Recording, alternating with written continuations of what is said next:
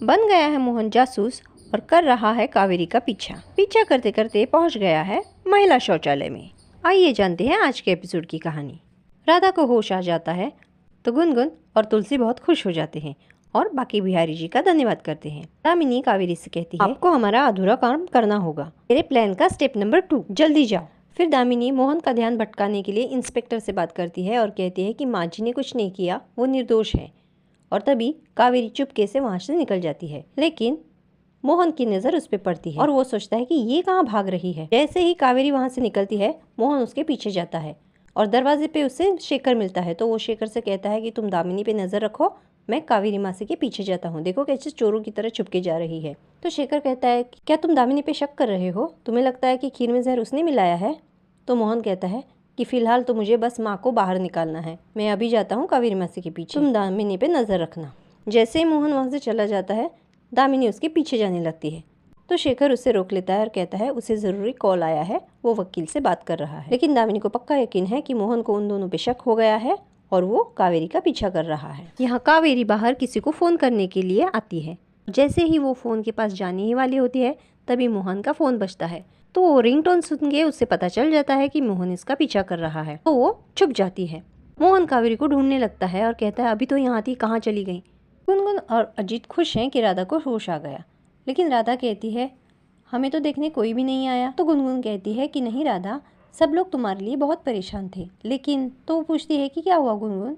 तो गुनगुन बताती है कि दादू को पुलिस पकड़ के ले गई, उन्हें लगता है कि दानी ने तुम्हें पॉइजन दिलाया है। जब राधा ये बात सुनती है तो वो कहती है कि नहीं नहीं, माँ जी ने कुछ नहीं किया है, और फिर वो उठ के सीधा पुलिस स्टेशन के लिए निकलती है। वहीं दूसरी ओर कावेरी को मोहन पकड़ लेता है और पूछता है कि आप यहाँ पे क्या कर रहे हो, ऐसे छुप छुप के कहाँ भाग रहे हो?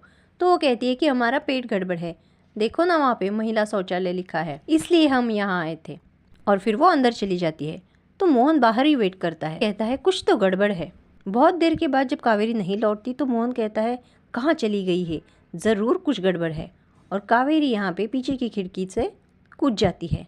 मोहन को पीछे की तरफ कुछ आवाज़ आती है तो वो पीछे की तरफ जाता है, लेकिन कावेरी छुप जाती है। फिर वो मौका देख के राहुल को फ़ोन करती है और कहती है कि मैंने जैसे तुम्हें करने को कहा है वैसा करो। तो राहुल कहता है, इसका मतलब दामिनी ने ही राधा को खीर में जहर दिया था? तो कावेरी कहती है, तुम्हें जितना बोला है उतना ही करो। केतकी शेखर को फ़ोन करती है और पूछती है माँ की बिल हुई या नहीं?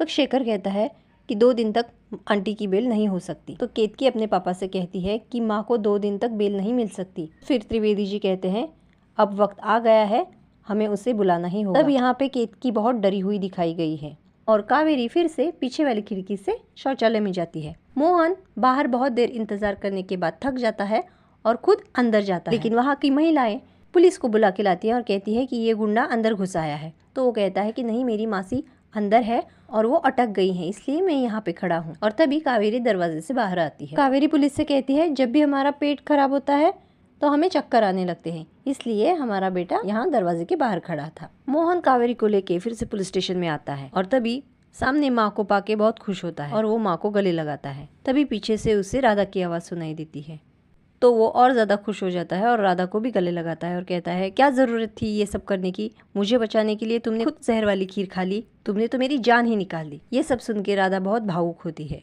और कादम्बरी को भी लग रहा है कि कहीं ना कहीं मोहन भी राधा से प्यार करने लगा है।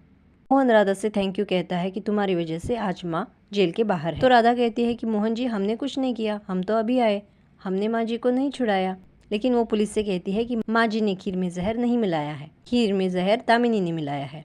तो शेखर कहता है कि दामिनी ने अपना जुर्म कबूल कर लिया है, उसी की वजह से आंटी की बेल हो गई है। तो कावेरी अपना ड्रामा करने लगती है और कहती है, हाय हाय, हमारी बिटिया को जेल में डाल दिया। तो मोहन दामिनी को डांटता है और कहता है, तुमसे मैंने ये एक्सपेक्ट नहीं किया था, मैंने हमेशा तुम्हारा साथ दिया, राधा को गलत ठहराया, लेकिन तुमने मेरे साथ धोखा किया। तो कावेरी कहती है, तुम तो खुश हो गए ना, तुम्हारी माँ तो बाहर निकल गई, अब तो हमारा फ़ोन दे दो ताकि हम किसी की मदद ले सके और हमारी बिटिया को जेल से बाहर निकाल सके।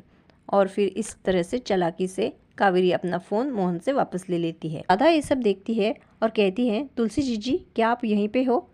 तो तुलसी बल्ब ऑन ऑफ करके राधा को इशारा करती है। तो वो कहती है, अमिनी जीजी ने अपना जुर्म कबूल कैसे कर लिया? क्या चल रहा है इनके दिमाग में? इतनी जल्दी वो हार मानने वाले से नहीं है, वो आगे करने क्या वाली है? तो तुलसी भी कहती है कि मुझे भी अंदाजा नहीं है कि ये माँ बेटी आगे क्या करने वाली हैं, लेकिन कुछ तो बड़ा होने वाला है, क्योंकि दामिनी इतनी जल्दी हार मानने वाली नहीं है। तो क्या लगता है आप क्या होगी दामिनी की अगली चाल? जानने के लिए देखते रहिए सीरियल प्यार का पहला नाम राधा मोहन, रात 8 बजे only on ZTV and ZEE5।